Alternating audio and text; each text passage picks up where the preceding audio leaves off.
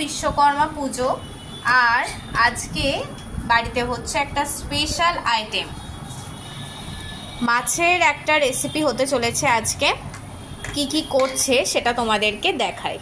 বিশ্বকর্মা পুজো যেহেতু, তাই দুপুরে আজকে জমজমাটি আয়োজন। এখানে আছে কাতলা মাছ, মশলার জন্য নিয়ে নিচ্ছে নুন, আর এখানে তার আগে টমেটো আর আদা লঙ্কা সব পেস্ট করে রাখা আছে।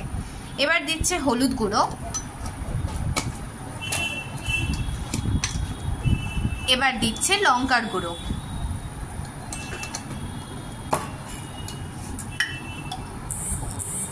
এবার বাড়ির বানানো ধনে গুঁড়ো আর জিরে গুঁড়ো, এগুলো সবই বাড়ির বানানো থাকে। এবার সর্ষের তেল, এই রান্নায় কিন্তু সর্ষের তেলটাই যাবে বেশি করে, হ্যাঁ একদম বেশি করে সর্ষের তেল চলে গেছে। ব্যাস, মশলার জন্য কিন্তু এইটুকুই। আর যাচ্ছে গোলমরিচের গুঁড়ো।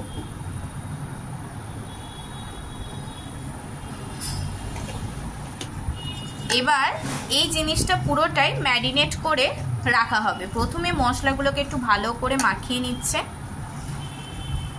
তারপরে মাছের সাথে এবার মাখিয়ে নেবে। এই যে ভালো করে একদম মাছের গায়ের সাথে মাখিয়ে নিচ্ছে।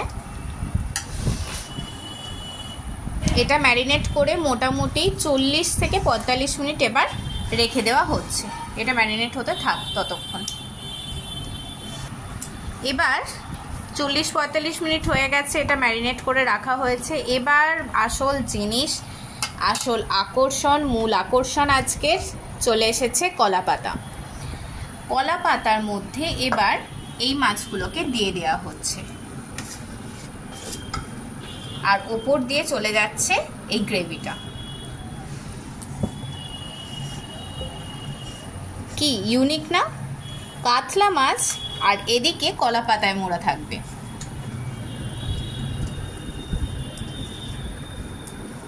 বিশ্বকর্মা পুজো উপলক্ষে একদম ইউনিক আর স্পেশাল আইটেম আজকের। এবার এটাকে ভালো মতো করে মুড়ে নিচ্ছে।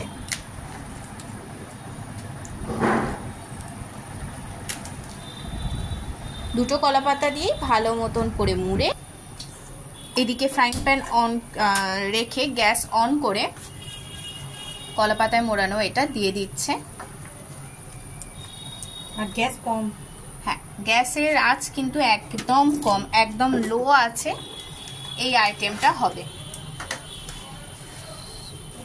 এবার এটা জাস্ট ঢাকা দিয়ে দিয়েছে, কম আছে একদম কম আছে, এটা ঢাকা দিয়ে দিয়েছে।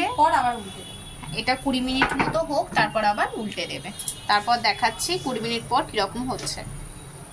20 মিনিট হয়ে গেছে, এবার জিনিসটাকে খোলার পালা।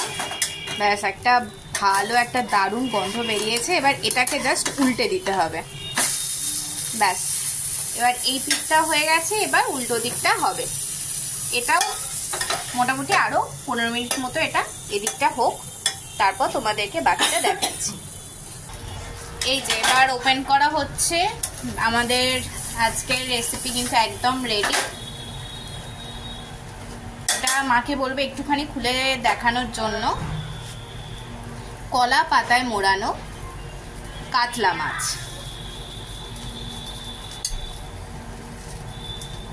আহা হা, দারুণ গন্ধ বেরোচ্ছে। একটা যে কলা পাতার যে সেন্ট সেটাও বেরোচ্ছে, একটা পোড়া পোড়া একটা গন্ধ। এই যে মাছের গাগুলো খুব সুন্দরভাবে পুড়েছে। জিনিসটা কিন্তু সেদ্ধ হয়েছে, দেখেও বোঝা যাচ্ছে।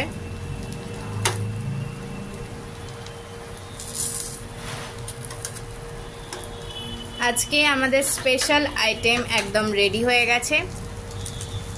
মাছ এখনো ফুটছে, মাছটা এখনো ফুটছে, অফ করে দেওয়া হয়েছে যদিও, যাই হোক।